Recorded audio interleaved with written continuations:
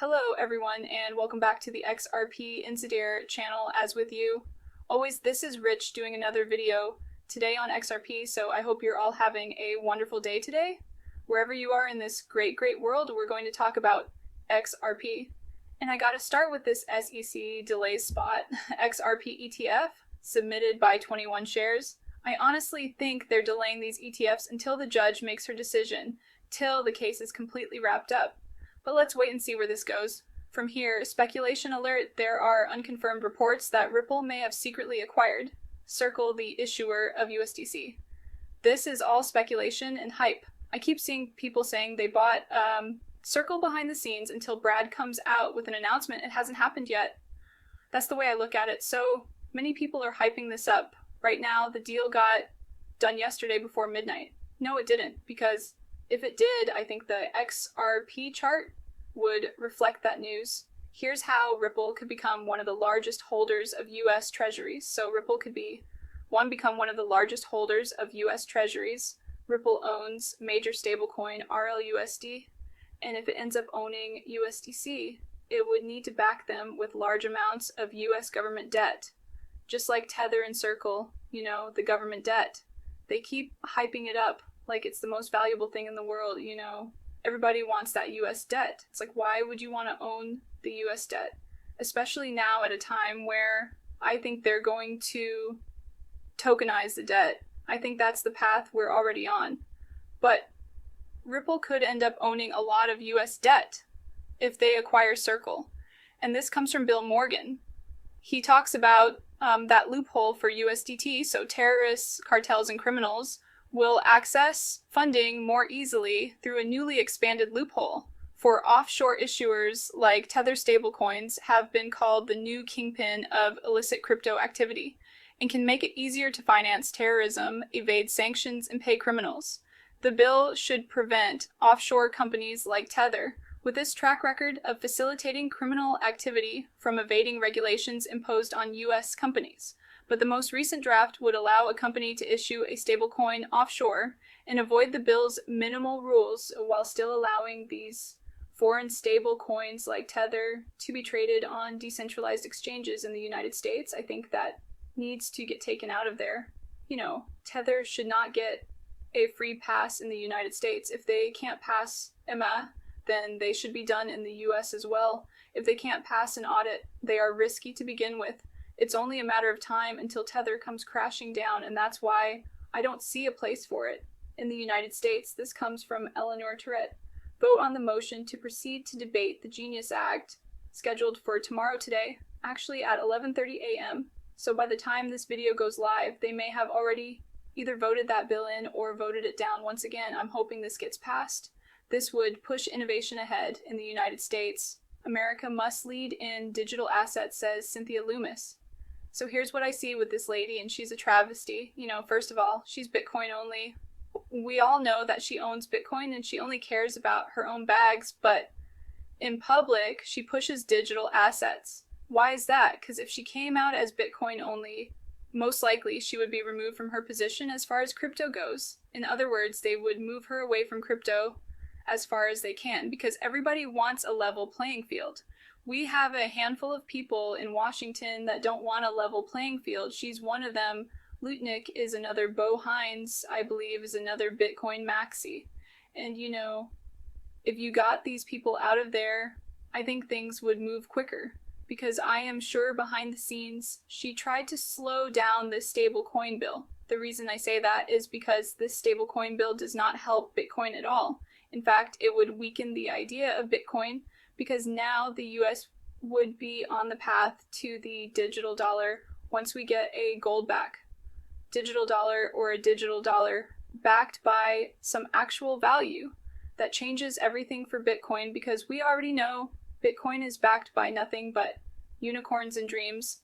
ButtonMax and Ripple Lust is now available to deposit, buy, and trade on BitMax. This was the big announcement from the other day. Coming soon, adding RLUSD to multi-asset margining, making BitMX the first exchange to offer RLUSD as margin. But it gets even better. XRP, the native token of the XRP ledger, will also be added to multi-asset margining on the 27th of May at 4 UTC. This is also very good because this is going to bring value to XRP. It's non-stop growth around this cryptocurrency. RLUSD is opening doors, then comes in XRP. They're going to complement each other. This is going to be so big over the coming months. We see the growth. Now, these are just announcements. Still wait until the value starts coming from this. I'm expecting gradual upward movement. The payment system is there. We just need to get a legal framework for it to thrive here in America. Take a listen. Do you envision the day when I can go to my broker and say, right, buy me X number of stablecoin and keep it in my account? Absolutely. You'll be able to do that almost instantaneously. And again, the payment system is there. We just need to give a legal framework for it to thrive here in America. Otherwise, we'll see what's been happening. It's going to keep moving offshore. This is a better way for us to protect consumers, and it's certainly a better way for us to make certain that America remains the hotbed of competition and innovation in this space. It seems to me that would be this is a big win for the crypto business, but I'm surprised to see Bitcoin and Ethereum actually losing a little ground today, because this doesn't help Bitcoin or Ethereum. This helps utility-driven cryptocurrencies like XRP, XLM, XDC, HAR, and so on. You ever take notice, the mainstream media news, they only think of Bitcoin and Ethereum when somebody says crypto, or when somebody says, oh, digital assets. Right away, they go to their go-to cryptocurrencies, Bitcoin and Ethereum. This market is so much bigger. Mainstream media news can only ignore cryptocurrencies like XRP for so long. They will be forced to talk about this cryptocurrency. Wait and see. Stack, smart stack early, XRP. The future only favors the bold. Retiree on 100 XRP, never invest again. 1,000 XRP, never work again. 10,000 XRP, never worry again. Honestly, I don't even think at this point it's going to take 10,000 XRP. Honestly. I mean, you look at everything that's forming right now and it's all coming together. You know, when I first got into crypto, I had a vision for XRP. I thought to myself, if all of this happens, this is going to be the biggest thing we have ever seen in crypto. And this was back in 2018, 2019. Here we are in 2023, 2025, and everything that I thought would happen around this cryptocurrency, it's coming together in real time now. And that's why I said, if you have a great game plan, if you plan on getting passive income from your XRP, there's a good chance that you will never have to work again ever, because you will be living on passive income and reinvesting some money back into XRP, pushing your passive income higher and higher month over month without ever having to sell any of your XRP. That's where this is going. We are already on the path to becoming our own banks. Robinhood presses SEC for clarity on tokenizing real-world assets and bid for on-chain stock trading. This is great because Robinhood has submitted a 42-page proposal to the SEC requesting regulatory clarity on the tokenization of real-world assets and its potential application to on-chain stock trading. We need regulatory clarity for tokenization as well. Gary slowed down tokenization, and the reason I say that is because when Gary was still at the SEC, he said some tokenized assets can be seen as securities, and that kind of turned off all of these companies that wanted to push ahead with tokenization because they wanted to make sure that they had some clear path forward before they start going full steam into tokenization. This is why regulations are so important in this space. Nothing can move without it. It's like people, they want the wild, wild west, but yet they want mass adoption at the same time. And it doesn't work that way because you need that institutional adoption that's going to lead us to mass adoption. The institutions are going to be the ones opening up all the doors for mass adoption. You know, you're going to have banks offering crypto custodying, crypto banks offering savings in crypto. Then beyond that, you're going to have the merchants accepting crypto. You're no longer even going to need a bank. In my opinion, there's no reason to have a bank. If you have a CA wallet and you could spend crypto from that wallet directly to a merchant's wallet, there's never going to be a need to deposit money into a bank again. And I think we're already on that path. The only thing that's still slowing us down is the lack of regulations.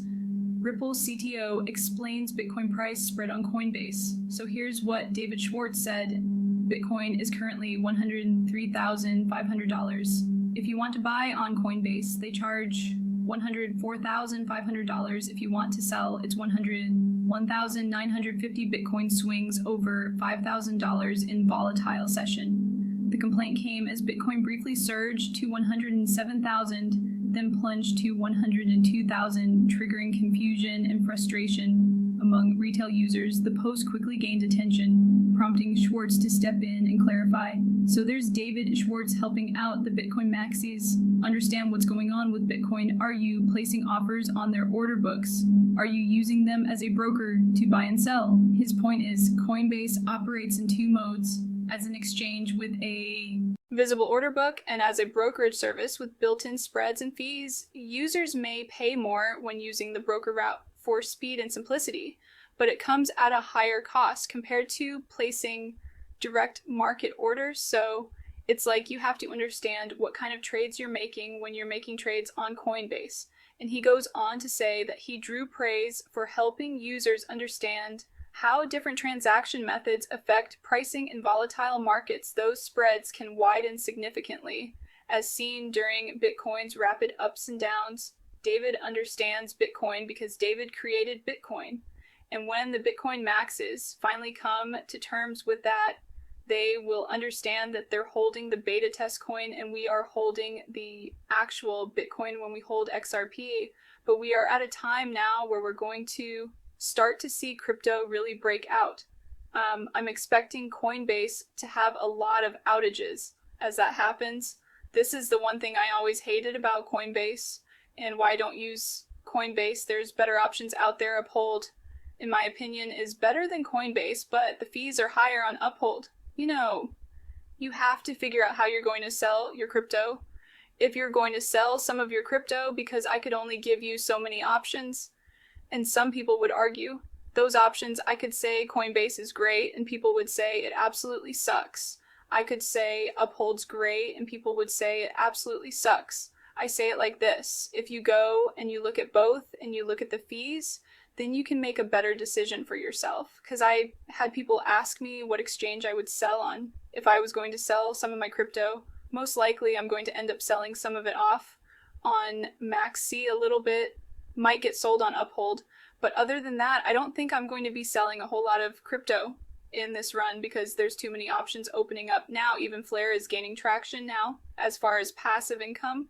I want to see what opens up between now and the end of this year. Then I'll be able to make a better decision. I'm not in any rush right now because we're not quite there yet. Once things get really hectic and really exciting, I'll start talking more about your options. You know what I would do where I see this going. You got to analyze real world events as well. Big things can factor in crypto, but like I always tell you, until it happens, stay patient, stay positive, and let's get rich together with that. Said, I'm going to wrap up this video. I want to thank you all for watching. I appreciate all of you. I'll see you in the next one. Have a great night.